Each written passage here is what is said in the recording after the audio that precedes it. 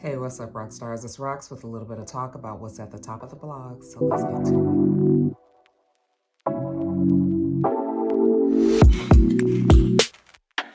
All right, rock stars, before we get started, I just got a few housekeeping items that, every now and then we just have to address and then we move on. I know that I have some new rock stars. I have some rock stars that haven't been watching me for a long time and might not know my stance on certain things. One, I know there's a lot going on in these YouTube streets, and I have made it a part of my policy, really since I've been on YouTube, not to get involved in any YouTube drama. Anything that pertains to people that do YouTube, I just stay out of it. I just drink water and mind my business, you guys. It is just easier for me to conduct my page, my channel, that way. So I know there's things that are happening these days that you guys want me to talk about, and I am not. Okay, there's many other YouTubers out there that are talking about it, and you can go and watch those. But yeah, I just prefer to, like I said, drink water and mind my business. Makes life much easier for me. And you would have to be a YouTuber to understand that. Okay. And maybe some of you guys would understand that as well. But yeah, that's that on that, you guys. Secondly, Top of the Blogs is an entertainment gossip vlog. It's basically where I talk about things that are happening in the entertainment world that's at the top of the blogs, that most of the blogs are talking about.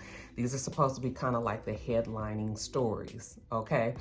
At one time, I used to mix top of the blog, like entertainment stories with like really serious stories, and we found that it drug down the temper of the, it pulled down the lighthearted funness that we like to have in top of the blogs, the video, because I'm talking about all of this serious stuff. So that was when Let's Talk About It came about, and I decided to talk about my more serious subjects in that video. And I try really hard to keep top of the blogs lighthearted, fun, stuff that we can laugh about, shit that don't really matter, pop culture, entertainment, like I said.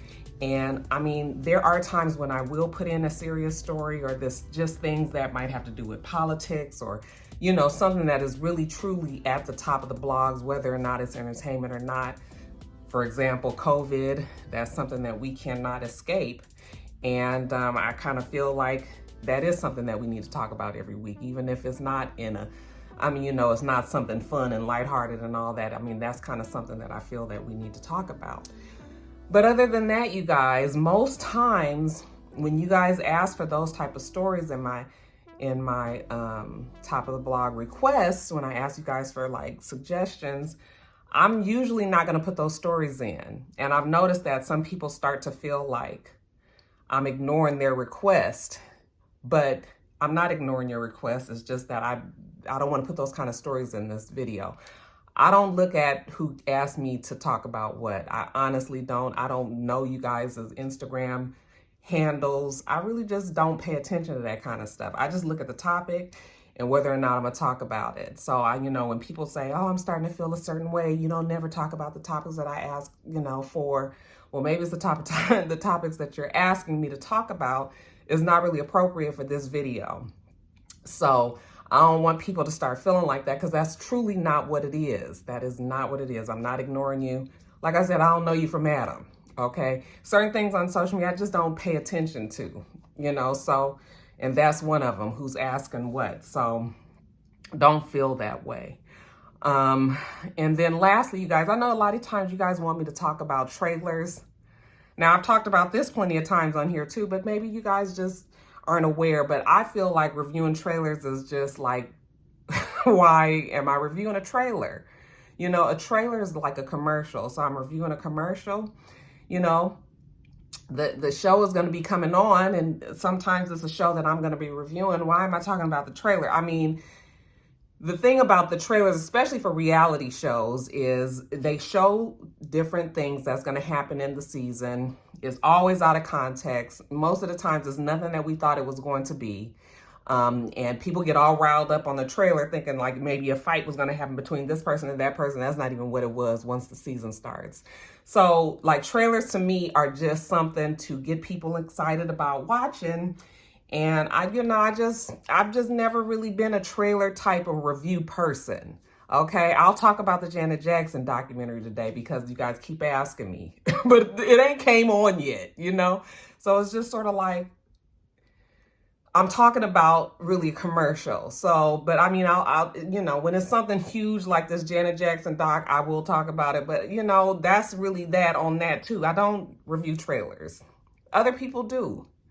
And that's fine. You can just watch their trailer review and go on with life, okay? So I think that's pretty much it on the housekeeping. Just wanted to make some things clear. I'm not fussing. I just, I'm starting to see certain topics in my, comments, and I was just like, let me just address this. You guys watching, it's easier for me to just address it on camera instead of trying to just address it individually in comments and people missing it and still feeling a certain kind of way. So that's what it is. Okay? All right. Y'all know Rocky love you. Rocky love you. Okay? But we gonna move on. Let's get to the bullshit.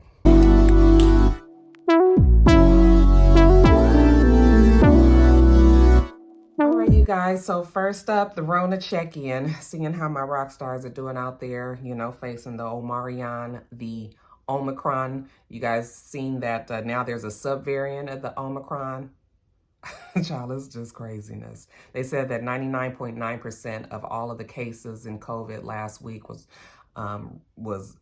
Omicron, the variant. Okay, so it's pretty much just taken over. I guess we have wiped out Delta. We've moved on to Omicron, and that's what it is now. So they are really concentrating very hard on developing a vaccine specific to the Omicron, because evidently this particular variant it gets around the current vaccine. Basically, people are still catching it whether or not they've been vaccinated. Even triple vaxxed, people are still getting it. So now it's time to tweak it, and that is what they're doing. They're saying that Pfizer and BioNTech, they are starting the first phase of their trials on a specific vaccine for the Omicron variant. And then Moderna's already on their second phase of the trials. They've already tested it on their first patient, the first person that was willing to test in this trial. So yes, we're gonna see what comes about of that vaccination. I still haven't had a chance to get my third vaccination. Me or none of my family, because I was the one that was scheduling it, and I just haven't been able to go. And every day I just feel more and more pressure, like I need to get that done, because even though I'm in the house, my kids work outside of the house, my husband works outside of the house. They are very much still in everyday life, and it can be, it can be, they could bring it home or they can get sick themselves. So. And both Joe and Jada, they work with a lot of people. Joe works with kids and Jada works with, a lot of people. So I am going to make it a point this weekend to try to get us some appointments set up so that we can take it. And of course, there's still a lot of drama going around with all of these mandates, mask mandates, vaccination mandates. Look, I don't have a problem really with mask mandates. Okay, I feel like people should be wearing masks. When you start talking about the vaccines, though, it just gets a little tricky, and if I were to be real with you guys, when I sit and think about the government telling me that I have to, even though I'm always going to be vaccinated, I believe in the vaccination, and that it is good for myself and the people around me that I love and just the community as a whole. Something about the government telling me, being able to tell me that I have to have a vaccination, it does give me a problem. It does give me a problem. In a perfect world, I wish that people would just be responsible enough to go and get the vaccination, and that the government doesn't feel like they have to step in and make people do it. But that's not what the case is now. So we're faced with this really weird space, because just imagine if once COVID is like the flu or something, and it's just kind of an everyday cold or more serious, but still a cold that you could get. What if there comes a time when they tell us that we have to get something else, you know, and that we have to do it? It's just something about that actually does bother me. Okay, and I am not an anti-vaxxer at all. I don't know how to express that because it just seems like you should be totally with the government, but I'm not. Like, I mean, not in that, I don't know, not in that way. I just don't want to be told that I have to do it. So I don't know, it's a weird space. But do you guys understand what I'm talking about? Do you understand? Is that an irresponsible way to think? I don't know.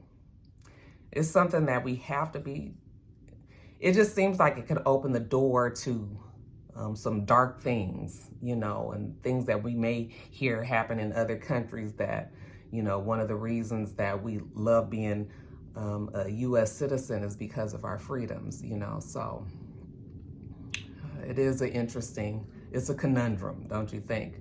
But yeah, you guys, I didn't give you no numbers, but let me just tell you real fast what was happening as of yesterday. So as of January 27th, this is the 28th, but you guys probably aren't seeing this until the 29th. We had 589,225 new cases. This is on one day, okay? And we had 2,530 deaths. That's up 34% from the week before. That is high. Those numbers are going up. You know, at first they were saying that people weren't dying, people were getting sick, but people weren't having to go to the hospital, and you know, that people were just kind of getting through the virus. But now we're hearing more and more people dying, and it's still serious, you guys. It is still a serious virus that is out there. So I thought that was Blue knocking something over. That's the ice. Somebody getting some ice. Anyway, you guys, that is pretty much it. We always got to do the Rona check-in. I have to check in on the rock stars, make sure that you guys are okay. And I'm going to keep on telling you guys to wear your mask, keep your distance, wash your hands. All right, you guys, so most of us last week, I think it was Sunday morning, woke up to the very sad and devastating news that Regina King's son, Ian Alexander, had committed suicide. And I mean, 26 years old, you guys, had just celebrated his birthday a few days prior. And I mean, you know, just from the outside looking in, I mean, nobody expected this. We all love Regina King. She is one of those actresses that everybody has taken a liking to, who's very talented. I mean, she's proven herself in movies, as an actress, as a director, TV show director, doing different TV shows. I mean, she is that person. And so when you see something like that come across your news, you're just shocked, because even though we don't know Regina King and Ian Alexander, we just kind of feel like she's kind of a part of our extended family. So the news was heartbreaking to hear. Nothing that any parent, and especially any mother, you know, to find out that something that you birthed killed themselves, and there was really nothing that you could do to actually help them. You know, it's a sad thing. Our youth today are going through a lot of things, and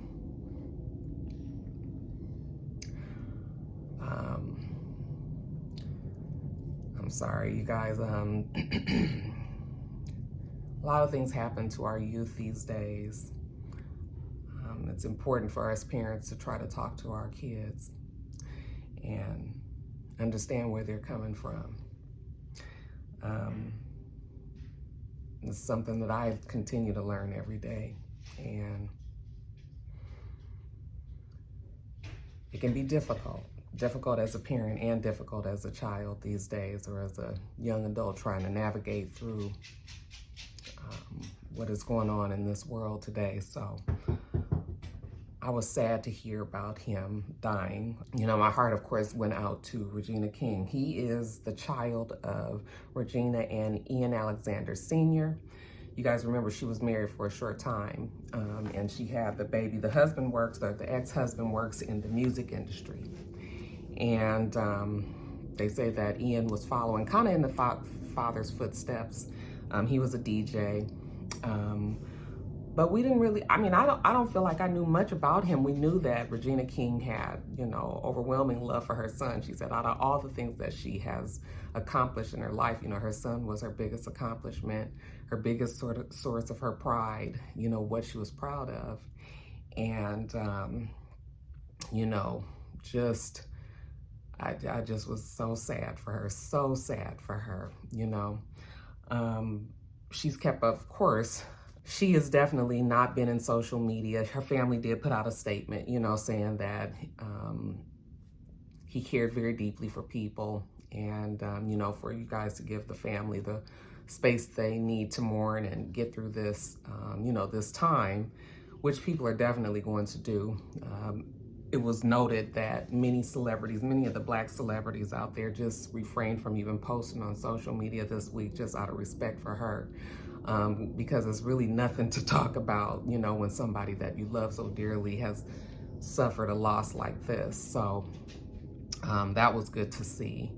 And we do know that Vivica Fox, she is the celebrity that has spoken out, said that she did go over to Regina King's home and sat with her and, tried to be supportive for her. And it was really emotional to see her. She was on her Fox Soul show with, the girls, Claudia and Lisa and Selena.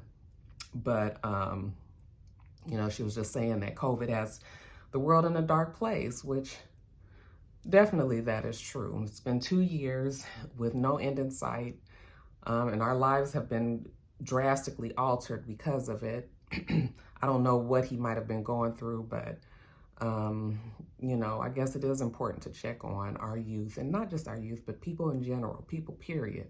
Folks are going through things and you just never ever know. So it just was sad to find out, you guys. I had just saw her and him on the New Year's Eve special on CNN. Remember, I was telling you guys about Andy and Anderson and what a good time they had. They had a blast with Regina King and her son. And, it was just really a shock, because you could tell that the love was definitely there between the two of them. Not only did she love him to death, but he loved her to death as well. So just a sad situation, you guys. Like I said, he's 26 years old. This was her only child. So, prayers up for the King family, the Alexander family, and many of his friends' family that have, suffered in this loss. Rest in peace to IanAlexanderJr.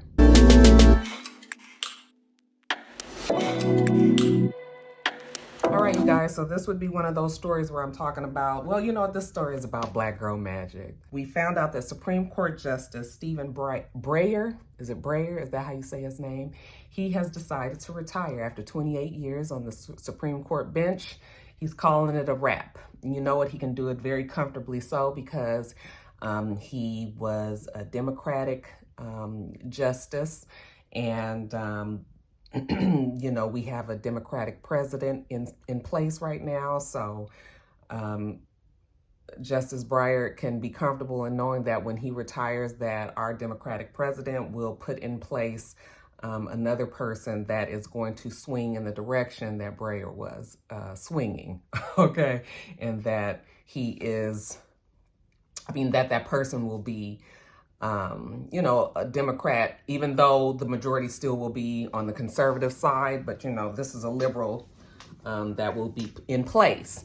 Now, if you guys remember, Joe Biden, part of his campaign that he ran on was that if he does have the chance to put somebody into the Supreme Court, then he would put a woman in there, a Black woman in there. We have not had a Black woman justice in the Supreme Court, and it's high time that we do, okay? So this is where the little Black girl magic comes in, you guys, because